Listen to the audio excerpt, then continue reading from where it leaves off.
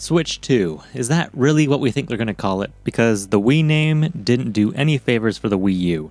In fact, it probably hurt sales. People thought the tablet was an accessory. Ironically, calling the next Nintendo system the new Switch likely wouldn't help either. And as cool as I think it would be if they called it the Super Switch, that's just appealing to a crusty old nostalgic audience and still just sounds like an accessory of some kind. If they use the Switch name at all, some parents are gonna be like, but we have a Switch at home and it plays Mario Kart just fine. I guess Switch 2 at least implies it's a sequel to that thing you like. Everyone seems to understand that the iPhone and PlayStation numbers go up with each new release, but I just can't see Nintendo using a number. Never mind 64.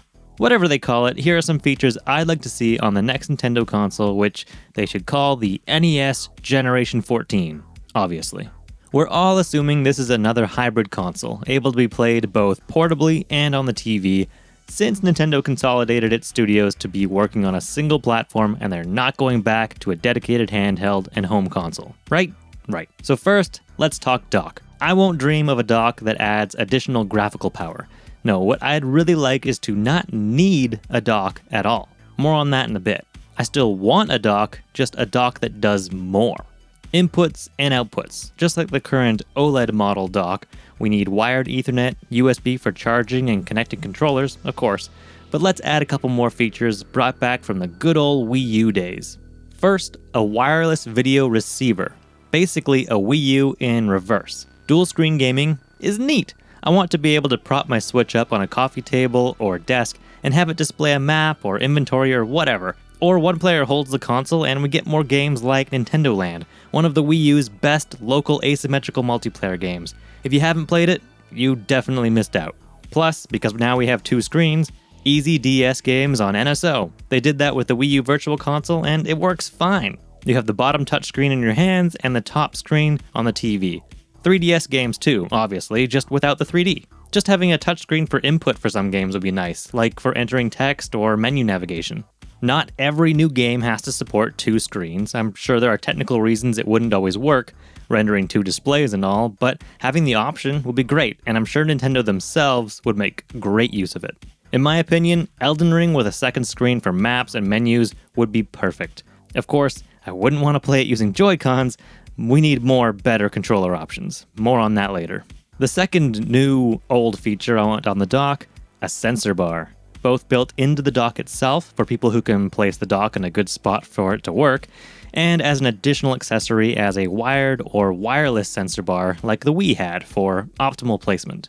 If you've played Skyward Sword on both the Wii and the Switch, you know why the sensor bar would be nice to have back, as an option. Motion controls have come a long way, but the precision you get from the infrared tracking in the Wii controller using the sensor bar is just better. It knows where you're pointing. Combined with the vastly improved motion controls we have in modern controllers, IR tracking would be smooth as butter. Plus, porting Wii games would be a breeze. Mario Galaxy 2, Metroid Prime 3, copy and paste, right? The right side Joy-Con already has an IR camera in it. I don't know if it works just like the Wii remote did, but surely it's a cheap component if they put it in every right Joy-Con and barely use it. They're going to redesign the Joy-Con a little, I assume, to fix stick drift and improve ergonomics, surely. So just move the IR camera to the useful end of the controller somehow, and it basically becomes a second-gen Wii controller. Or just release an updated Wii remote. They're not afraid of selling old controllers as an option.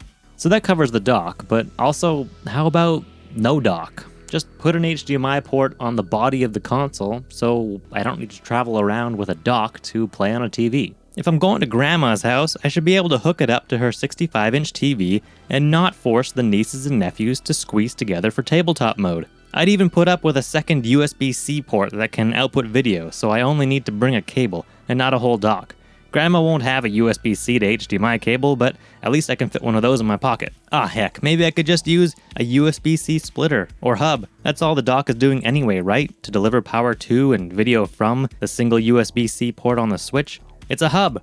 I expect to need a power adapter, though it would be nice if I could use a generic power adapter with, appropriate capacity. Maybe they fixed it, but using anything other than the official Nintendo power adapter was killing Switch consoles. But hey, in a pinch, let me play on the TV using the battery. Sometimes all you want to do is play a couple rounds of Smash. Tabletop mode is fine, but if there's a TV right there, come on.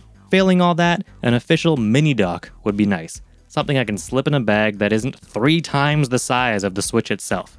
Okay, on to controllers. We need more, better options. The JoyCons, obviously, need some help.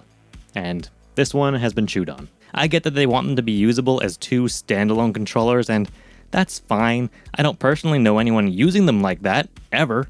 But that's probably because I'd always be around to provide everyone with a proper controller. So anyway, fine, keep the general layout even without the D-pad on the left Joy-Con. Maybe add back buttons though, or paddles or whatever. They really come in handy in games where you need to hold a button to run, like Zelda. It leaves your right thumb free to move the camera while running. Obviously, fix the sticks. We don't need another generation of stick drift. And as I was saying earlier, maybe figure out a forward-facing IR camera for each side for pointer controls, but motion controls work fine for the default basic dish. If I need to buy additional accessories for accurate pointer controls, that's okay. Did you know a mouse works on the Switch? I mean, if they're willing to let us use a mouse on the Switch, give us some kind of pointer control option. That would be pretty much the same thing, right? Speaking of additional accessories, Pro-style Joy-Cons. They already exist. The most official you can get is the Hori Split Pad Pro. It's officially licensed and missing the following features: motion controls, HD rumble, NFC reader, IR camera, and wireless functionality. As someone who appreciates having motion controls for fine-tune aiming in games like Zelda, not having that on these controllers makes them pretty crappy. They also can't be used as a standalone controller unless you buy the kit that allows you to use it as a wired controller, but wired only. So I bought these, made by Binbach. Binbach. Household name, Binbach. Wireless functionality and motion controls. I don't care about rumble, but I think they do that as well. Build quality is maybe a little suspect, but I did play over 100 hours of Tears of the Kingdom with them just fine. But let's not stop there, Nintendo. You have N64 games on NSO. I want to play them portably, but frankly, the face button situation is just not cutting it. We can't even remap the buttons properly. Be cool and give me a right Joy-Con in the N64 and GameCube styles. Genesis even for those little freaks who like Sega games. Maybe even NES and Game Boy for the purists who want those buttons side by side. We got this, but I don't think anybody was asking for this. I think you're supposed to play it like this, maybe? I don't know. You already sold me wireless controllers for these consoles, but this is a hybrid system. Let's mix it up. Get me the N64 C buttons on there, authentic GameCube triggers, bring back some octagons, sell them exclusively to NSO subscribers like you do now, whatever, just do something cool with the fact that the Switch can have modular controllers. Just cut this in half, put a Joy-Con rail on there, and you've got gold. I really thought we'd see more official offerings than just color swaps. And bring back the Wii Remote, but better. And of course, back buttons or paddles on the Pro controllers, at this point that's just a given, put those on there. The other gimmicks I'm hoping for are the same ones that pretty much all of us want, like a better online service, both in infrastructure and in feature set. Like if it could be as good as, say, Xbox Live from 2004, that would be great. The eShop, just, wow, that's bad, make it better. I'd like to be able to make folders and pin them to my home screen. Pinning items in general would be nice. The other guys do that, come on. Street Pass, an old 3DS feature that was pretty fun to use, actually. Not at the expense of battery life though, so that's probably not going to happen. Backwards compatibility, though I'm not actually that fussed about it, as long as they keep making the current Switch model for a while to replace systems that break and keep the eShop up through the entire next generation. I'm actually kind of fine keeping my first gen Switch around if back compat just isn't technically practical. It'd be nice to have though, obviously, and a lot of people would like to either pass on or sell their old system. Basically, at the end of the day, I'm hoping for the ultimate Nintendo platform. And for that, I need what made each system from the past special. Dual screens, pointer controls, unique face buttons, analog triggers, just as options. This is, of course, all just what I'm hoping for, but my expectations are very much in check. The next Nintendo system will probably just be a power upgrade, and we'll leave it to third-party companies to make cool controllers. And by cool controllers, I of course mean who doesn't like to waggle?